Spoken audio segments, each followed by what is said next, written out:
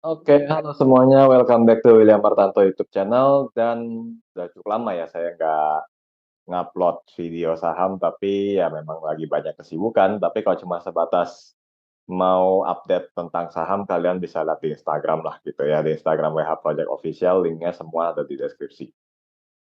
Untuk kali ini topik yang saya angkat itu ke sektor properti dan menjawab salah satu pertanyaan dari follower. Ya, jadi Instagram pernah ada kayaknya sih mahasiswa ya kalau ada pertanyaannya di mana dia nanya tentang saham turnaround. Saya bingung sebenarnya mau jawabnya gimana, karena turnaround itu kan hubungannya fundamental. Tapi secara teori sebenarnya gampang. Kalau turnaround itu bisa diidentifikasi sebagai emiten yang sebelumnya ngerugi, suatu ketika rilis laporan keuangan, cetak laba gitu ya, dan cetak labanya bisa signifikan karena satu sentimen kayak atau faktor industrinya lagi bagus kayak.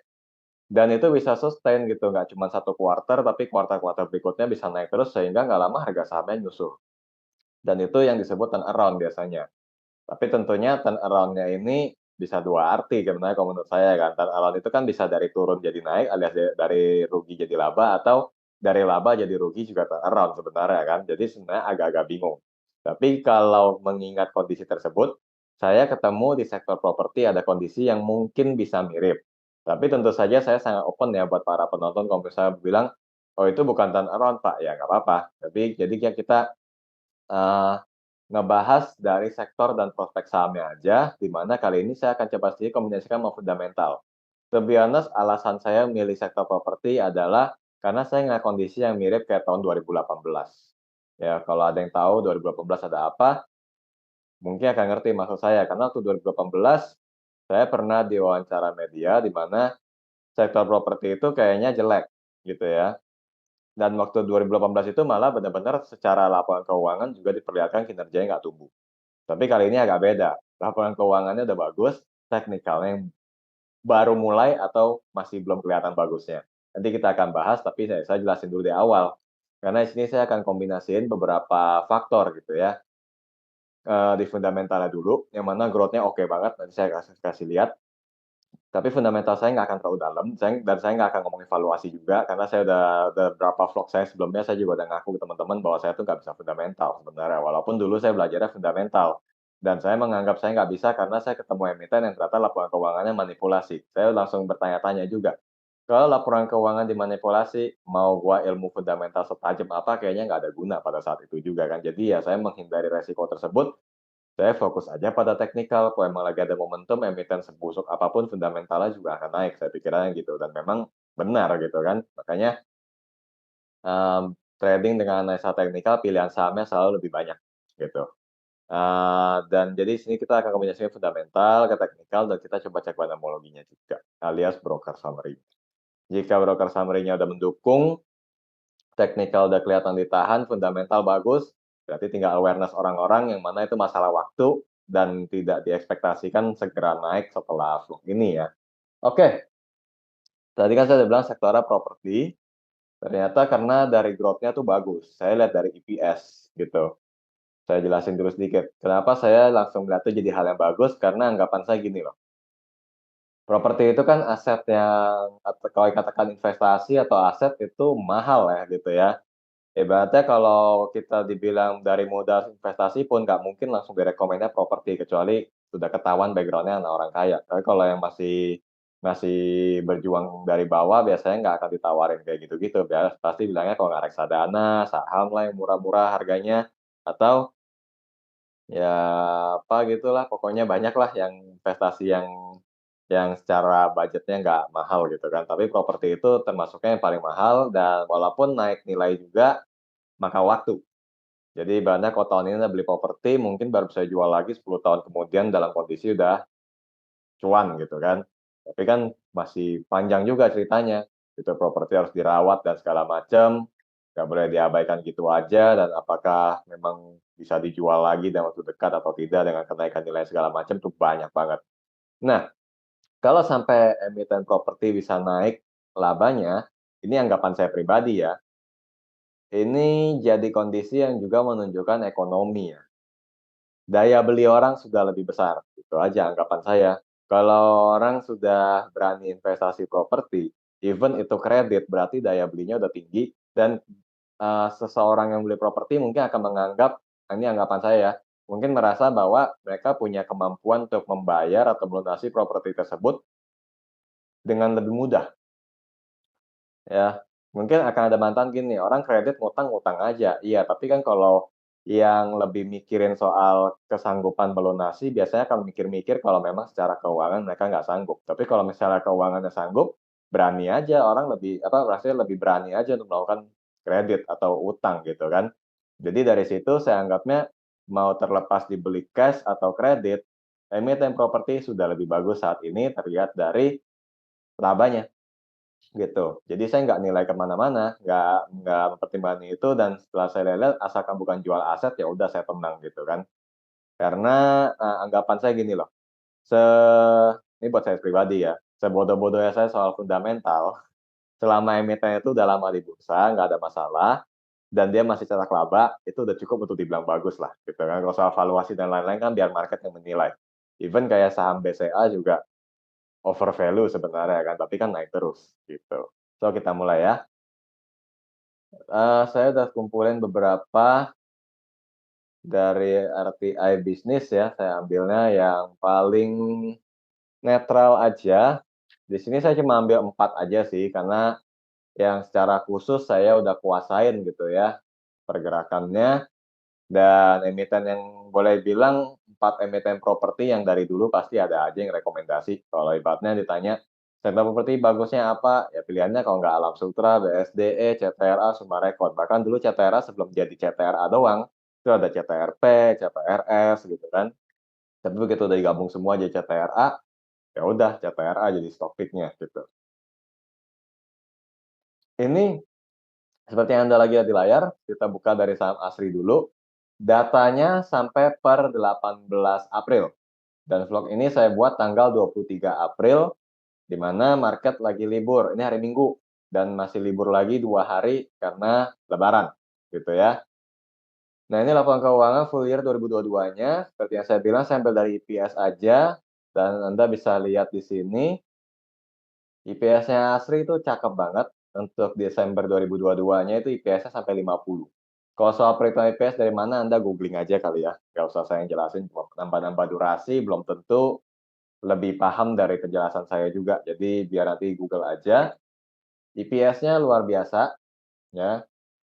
Kalau 4 tahun ya all time high gitu ya, paling tingginya pernah tahun 2020, ini aja saya lupa nih, pas lagi ada sentimen Covid dia bisa cetak laba IPS-nya sih karena apa saya juga lupa jujur aja, tapi ini tinggi banget dan ini oke. Lalu ada BSDE, ini juga bagus, IPS-nya tinggi banget, walaupun nggak dalam 4 tahun ini nggak lebih tinggi dari kuartal kedua di bulan Juni ya, tapi sebenarnya komparasinya bukan kayak gitu sih. Biasanya dibandinginnya Desember 2022 sama Desember 2021 aja, nggak akan dilihat sampai tahun-tahun berikutnya. So in total EPS-nya tahun 2022 bagus, 2019 memang lebih tinggi, tapi itu memang waktu 2018, 2019 tuh lagi puncak-puncaknya sih pas properti lagi naik, habis itu kan market ya free fall semua kan gara-gara 2020 ada Covid. Jadi ini kita anggapnya nih sudah mulai recovery nih antara ASRI sama BSDE nih, EPS totalnya nih sama, udah mirip 51, 55, ya ini 145, 115, malah masih gedean 2019 ya. Terus saya untuk lihat CTRA, CTRA sih sebenarnya IPS-nya kalau ditotalin cakep ya, 100 gitu, tinggi banget. Ini totalannya tuh dari 4 ini, ya 23 tambah 31 tambah 28 tambah 18, itu dapatlah 100. IPS 1 tahun itu sebenarnya bagus, tapi di Desember 2022 sebenarnya ada penurunan, gitu kan, 23, 31, 28 sama 18. Sebenarnya CTRA sih kalau dari IPS ini agak kurang, tapi tetap kelihatan menurut saya cukup oke. Nanti kita coba lihat dari teknikal sama broker summary-nya aja untuk dapetin jawaban. Dan kayaknya kalau kita di sini, baik ASRI, BSDE nggak ngasih dividen ya, CTRA masih ngasih. Dividen per share-nya terakhir 14, 2021 masih ngasih, 2020 masih kasih juga. Hebat sih dia survive ya waktu ada sentimen Covid nggak sampai minus-minus kayak ASRI begitu kan. BSD pun juga sempat turun. Lalu SMRA. Jadi kita di vlog ini cukup lihat 4 aja, kalau mau lihat semua sih sebenarnya bisa, cuman durasi yang kepanjangan, Dan saya pribadi harus kasih disclaimer-nya bahwa Anda akan mengadu dengan waktu sih kalau kondisi kayak gini. Jadi nggak akan terlalu banyak, kita 4 ini aja. Di mana ini untuk SMRA sebenarnya juga udah cukup oke, EPS-nya basically 2022 ini Desember dan Januarinya keren banget, dan ya tinggal kita cek teknikalnya aja habis ini. Oke, jadi tadi bicara tentang turnaround, kalau menurut saya ini saya mau sebutnya kayak turnaround gitu kan. Walaupun memang nggak perubahan signifikan dari rugi jadi laba. Makanya saya tadi kan bilang di awal, kalau habis ini ada penonton yang mau komentar tentang pendapat mereka tentang emiten turnaround, silakan. Saya sangat terbuka, hitung-hitung buat saya belajar juga, gitu. Tapi kalau saya kan menilainya karena waktu 2020, orang-orang kan mempertanyakan masa depan karena adanya Covid, gitu kan. Nah, sekarang emiten-emiten properti bisa tumbuh laba lagi, saya anggap dari awalnya dari hopeless banget, orang mungkin mempertanyakan apakah masih sanggup beli properti jika sampai apalagi kalau dulu amit-amitnya kena lockdown dan segala macam, sekarang sudah sanggup, terbukti dari emitennya cetak laba. Makanya saya anggapnya ini mirip dengan turnaround, tapi tentu saja bisa salah ya, karena perbedaan teori aja sih. Nah, kalau tadi habis turnaround, oh iya saya bilang soal mengadu dengan waktu, karena sebenarnya saya akan mengkombinasikan 3 metode sekaligus. Fundamental yang tadi, yes. Nanti kita akan lihat teknikal, tapi saya lebih ke broker summary dulu, melanjutkan slide yang tadi, broker summary, terus baru ke teknikal. Kombinasi itu bagus, tapi ibarat mobil, roda 4, jalan stabil, pecah satu, jalannya berantakan. Jadi Anda harus siap bahwa 3 data ini, apalagi sebenarnya data masa lalu semua, jika di kemudian hari berubah, itu udah harus ngubah total sudut pandangnya. Jadi, jangan karena bilang, "Oh IPS-nya lagi bagus sekarang," tahu-tahu nanti rilis kuartal 1 2023, IPS-nya turun, itu bisa berubah sudut pandangnya. Atau pattern-nya nanti kita ada teknikal bagus, pattern lebih gampang lagi untuk berubah. Dari broker summary, saya juga cuma ngambilnya sih sepanjang bulan April aja sih. Karena kalau market lagi sepi, tapi sampai terlihat ada akumulasi, karena di bulan April 2023 itu kan banyak libur. Kalau sampai kelihatan ada akumulasi, itu bagus banget. Tapi kalau namanya juga akumulasi dan distribusi, kapan aja bisa berubah ya. Saya juga udah sering bilang bahwa dalam pandemologi itu harus siap kalau misalnya jam 9 opening market ada akumulasi 9.05 berubah jadi distribusi juga udah biasa. Even Anda juga pasti udah tahu lah saham yang pagi-pagi naik langsung diturunin juga. Ya itulah kayak gitu kondisinya. So, itu aja yang jadi disclaimer-nya. Intinya bukan tentang sahamnya pasti naik atau enggak, tapi ini jadi watchlist tambahan aja, kali aja memang momentumnya udah datang. Tentunya sektor properti itu banyak dirindukan orang-orang. Kenapa enggak? Gimana enggak? 2008 dulu crash, ya. Banyak saham yang gocap. ASRI salah satu saham yang jatuh ke gocap waktu crash 2008. Saya cuma lihat dari history doang, karena saya kan belum trading tahun 2008, jadi sebenarnya nggak bisa ngomong banyak. Tapi begitu selesai crash, naiknya juga paling asik. Waktu 2018 walaupun cuman dianggap akan crash, ya tapi kan karena dianggapnya market tuh 10 tahun sekali ya, 98, 2008, 2018, tapi 2018-nya tidak terbukti ya. Tapi yang penting adalah di 2018 sektor properti juga booming, gitu. Jadi dengan melihat kondisi kayak gini, dari IPS-nya bagus, harapan saya siapa tahu bisa ada kondisi yang bagus bisa buat kasih cuan. Jadi ibaratnya saya kasih awareness ke teman-teman buat jadi stock pick tambahan atau watchlist tambahan yang akan teman-teman nilai sendiri nanti, apakah layak diikuti atau enggak. Yuk kita lanjut ke broker summary-nya. Oke, ini dia. Tadi sesuai abjad aja ya, ASRI, BSDE, CTRA, dan SMRA, jadi kita ke ASRI-nya duluan. Kalau saya langsung simpulin, ini kan saya tampilin ke teman-teman dari tanggal 4, April, tanggal 1 sampai April tanggal 23, alias hari saat vlog ini dibuat. Karena 23 ini hari Minggu, dan terakhir itu market 18 April, jadi data ini sebenarnya tanggal 1 sampai 18, gitu ya. Sekilas saya bisa bilang ini enggak oke. Kenapa? Walaupun memang secara net-nya, saya pakai metode lama aja, kita ambil top 5 aja, gitu ya, Bandarmologi nggak usah terlalu kompleks, tapi ini saya crop-nya 6 ternyata. Jadi ya udah kita lihat aja full 6 inilah. Walaupun secara netnya ada broker ya kayak YP, NI, KK begini-gini bagus, tapi kan saya selalu ingetin lotnya lebih penting gitu kan. Secara netnya memang bagus, ya. Ini 226.000, ini 173.000, sisanya tuh udah boleh dibilang kalau diadu net volume antara top buyer sama top seller pasti bilangnya akumulasi. Tapi sayangnya akumulasi di saham ASRI ini ternyata disertai markup yang cukup berbahaya. Lihat aja bahwa net volume di broker YP ini misalnya. 226.000 ini adalah selisih dari 1,3 juta beli dan 1,1 juta jual gitu. Jadi walaupun ada pembelian, ternyata net sell-nya juga gede. Ya kurang oke sih kalau kayak begini. Jadi lebih cenderung ketika ada penguatan di saat bersamaan langsung jadi markup yang merupakan distribusi di harga atas. Jadinya yang dikhawatirkan gampang nyangkut. Dan nyangkutnya itu bukan karena sengaja, mungkin Anda pikir, "Ah, naiknya baru seberapa sih?" Gitu ya, tapi begitu beli tahu-tahu dari broker YP mungkin atau yang lain jualan, keburu turun sehingga harga beli Anda akan memberikan kesan seolah-olah nyangkut. Ini yang biasanya terjadi pada saham yang volumenya kosong, gitu. Jadi kalau beli banyak, jual banyak, sisa dikit, itu nyaris tidak ada akumulasi, volumenya akan tetap tinggi di grafik, tapi itu jadi kondisi yang sebenarnya nggak terlalu layak. Kita cek di BSDE berikutnya. BSDE mirip-mirip walaupun nggak terlalu signifikan ya, misalnya dari broker CC-nya itu yang paling atas di sisi buyer, dia 450.000 belinya, sisanya 293. Masih ya 4 sama 2 sih kelihatannya 50%, tapi sebenarnya enggak ya. 450, 283, ini penjualannya belum terlalu banyak. Kalau di-compare sama sellernya, ini juga akumulasi sebenarnya hasilnya dari lotnya doang. Cukup oke menurut saya. Dan kalau lihat dari average buy-nya dari masing-masing broker yang teratas, ini sih kelihatan support-nya di 1.000. Mudah-mudahan nggak tembus gitu ya. Sama kalau di ASRI itu berarti sekitar 172 sampai 175. Ini biasanya dipakai metode ini saya pakai buat nentuin demand zone.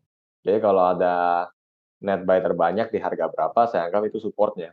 Syukur-syukur cocok nih pas dicek secara teknikal, oh iya support-nya tarik garis memang di situ. Tapi kalau misalnya enggak, ya udah kita tahu yang benar karena kan volume profile juga kebentuknya sekitaran dari sini. Lanjut ke CTRA, ini cuma kepotong 5 doang.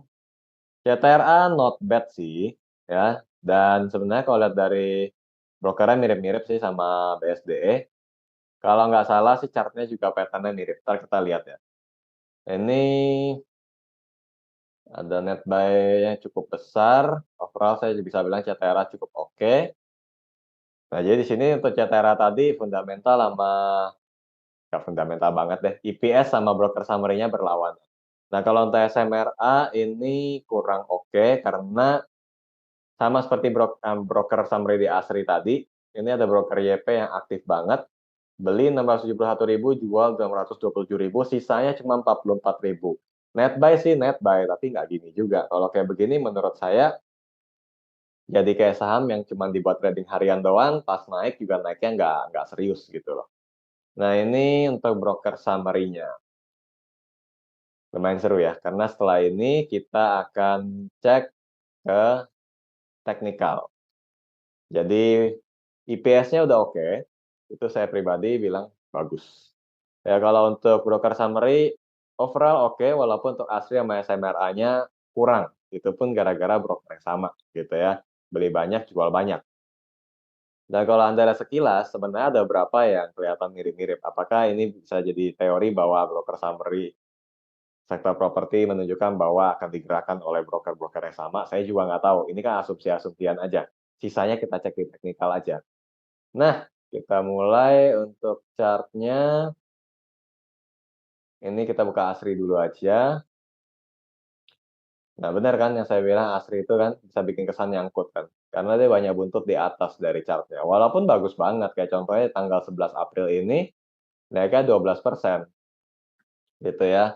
Naiknya 12%, tapi kalau waktu tanggal 11 itu Anda beli 179 nggak akan happy, karena closing-nya aja di 170 kan, langsung minus 9 poin, gitu. Dan di tanggal 12-nya agak dibikin deg-degan pastinya. agak balik ke 179, tapi hari ketiganya baru naik lagi pun dengan candle yang berbuntut di atas. Ini yang biasanya ngasih kesan jelek gitu ya. Yang kelihatan dari broker summary tadi bahwa ada aksi beli dan jual yang cukup besar. Itu ya tadi saya baru rekap langsung dari 1 April. Kalau cek per hari jangan-jangan pas volumenya tinggi itu transaksi besar yang tadinya ya. Kita belum tahu, itu mungkin nanti Anda boleh cari tahu sendiri lagi. Saya biasanya cuma langsung rekapan sebulan-sebulan gitu sih, untuk mengetahui apakah saham itu, sebatas saya bisa hold atau enggak, gitu aja. Lalu kita ke BSDE-nya. BSDE trennya lebih stabil, ini saya sempat buat artikelnya sih di website di WH Project ya, ini pattern-nya sih kayak double bottom gede banget, neckline-nya 1025. Jadi dia harus bisa tembus 1025 dulu, baru confirm. Itu pun butuh waktu nggak cuma sehari, pattern yang terbentuknya panjang, konfirmasinya nggak mungkin sehari doang, makanya di sini kan gagal nih. Dia sempat naik sampai 1040, dia turun lagi. Dan proses pengujiannya panjang, jadi kayak orang ujian beneran, harus sabar dan tenang, ini ujian, gitu ya, untuk BSDE. Tapi pattern-nya cukup oke. Sebenarnya nggak cuma soal dia punya double bottom sih, ini kelihatan dari tahun 2021 kalau nggak salah, saya panjang itu. Iya benar. Jadi waktu drop yang 2020, sentimen Covid kan naik tuh dari berapa nih, 500 malah, 500 sampai ke 1360, nyaris 3 kali lipat. Habis itu dia turun di sini sampai dengan sekitar 870-an, ya 875, itu nggak pernah diturunin lagi. Jadi ya sebenarnya ada pattern segitiga yang panjang. Coba saya cocok-cocokin dulu dari resistennya ya, kalau benar harusnya ini malah sudah breakout. Ya, sudah malah sebenarnya. Jadi setelah ini kan kalau 875 jadi satu support kan berarti dia jadi triangle. Pantulannya satu resisten di sini, ketemu lagi di sini 1000, oke, 1990, sorry, 1990 itu pada tanggal 17 April menjadi support yang tadinya resisten ditembus, di-retest lagi, ini sih confirm ya. Ya kalau kita lihat tergantung sudut pandang aja sih, kalau Anda lihat time frame-nya segini kan double bottom, kalau lebih jauh sebenarnya ada triangle. Ya either way, menurut saya kalau confirm di atas 1025 keduanya ngarah naik, jadi mau pattern yang manapun jadilah ya, itu aja, yang penting jangan pattern-nya mengarah bearish, itu aja. Ini untuk BSDE. Lanjut CTRA, sesuai abjad, bis A, B, C gitu ya. Oke, ini dia untuk CTRA, pattern-nya jujur nggak tahu ini pattern apa.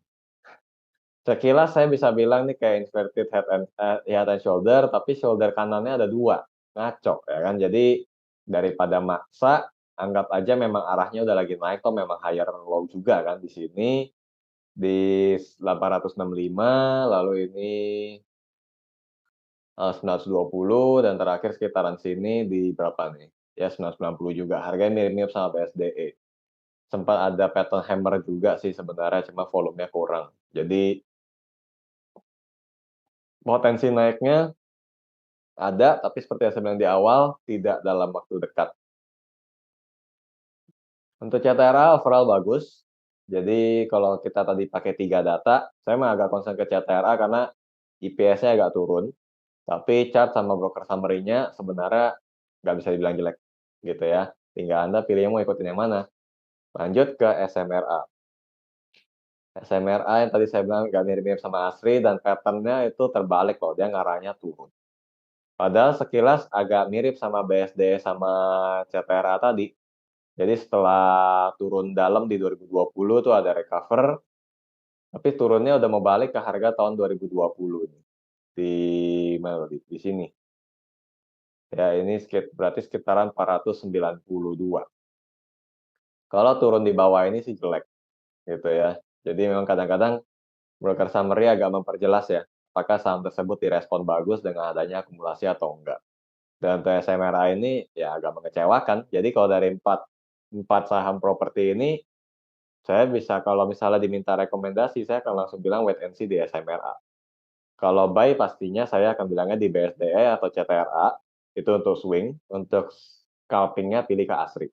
Kesimpulannya langsung kayak gitu.